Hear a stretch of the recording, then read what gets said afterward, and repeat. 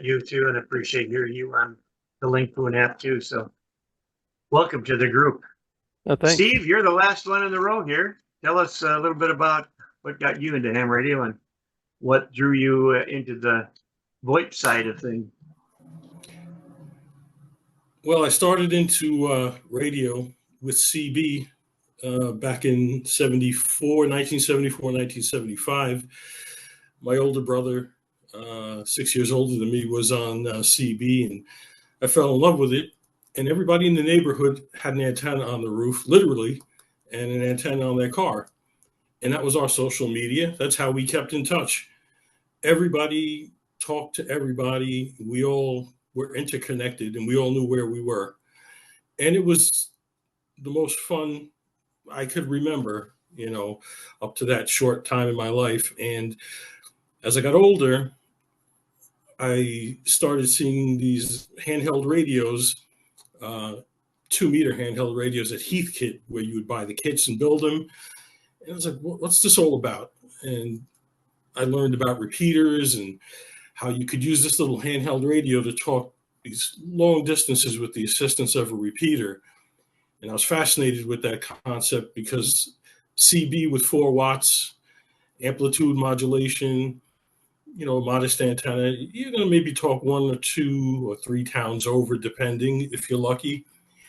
And with this little handheld radio, with this little tiny rubber duck antenna, you could talk great distances on FM. So I was hooked, and I got my ticket. And then came the auto patch. Now, back then, nobody had cell phones, and the auto patch, I felt like, I was a big shot. I was able to make a phone call from the car. Walking around, I was able to keep in touch with my family and my friends. It was great. And so for me, it was never about, DX and talking to, foreign lands. It was about talking locally, but great distances with minimal effort. And that's why I think Linkpoon is so attractive, because as a ham, I think Linkpoon synthesizes the best of VoIP, and they put it and they wrap it up in this amateur radio interface with frequencies and this great handheld radio. And it's something we're familiar with and we're comfortable with, and we can talk to people all over the world, and we do. And it's in a format that we all know and love. It's got frequencies and it's got a push to talk, and it's just fantastic. And when I'm at work, and if I don't take my Talkpod with me, I have Linkpoon on my Samsung cell phone. Mm-hmm. And these guys will tell you, I jump in on my lunch hour and have contacts on Zello. I have contacts on Linkpoon, wherever people are. And so I think that we have a golden opportunity here to capitalize on Linkpoon's efforts to make, first of all, a great device. The Talkpod N58 Plus is phenomenal. It's the best network radio I've ever had. It's got a tremendous battery. It's built like Motorola quality, I'll tell you the truth, and all for under $200. You can't beat it. The audio on Linkpoon, when Linkpoon is firing on all cylinders, is second to none. It's crystal clear. Now, there have been hiccups, and we all know about those hiccups, but this is still in the infancy stages, and it's been growing, and they've been issuing updates and improvements all the time. And right now it's running pretty darn good, if you ask me.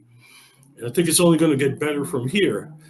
So the way I learned about Zello and the way I learned about channels like ZMR groups, Ray's Group, and Digicomm Cafe, and all the network radio, Ben's Bar, a lot of it was word of mouth.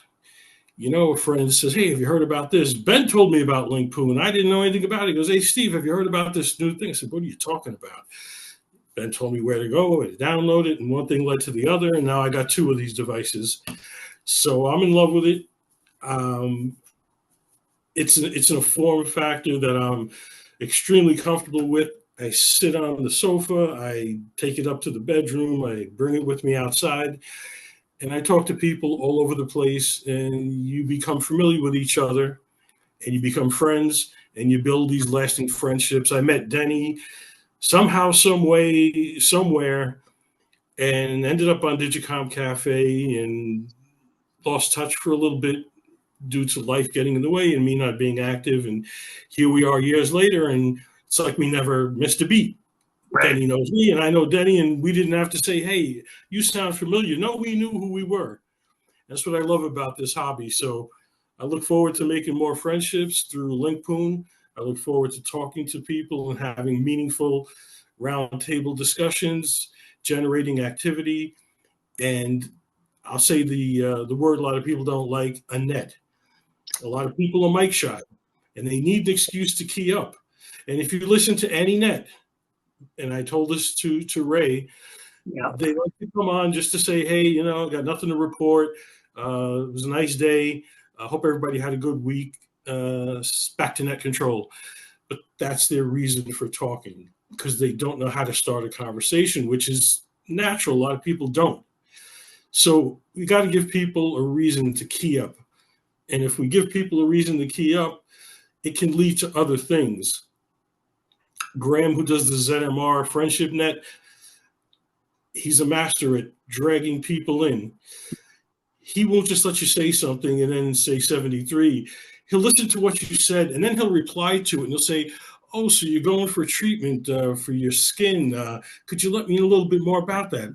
Is this to prevent skin cancer, or is it a treatment for skin cancer? And what about your dog? You mentioned your dog was having a hip problem, and he makes you talk. And then all of a sudden, this person who didn't know what to say is just talking.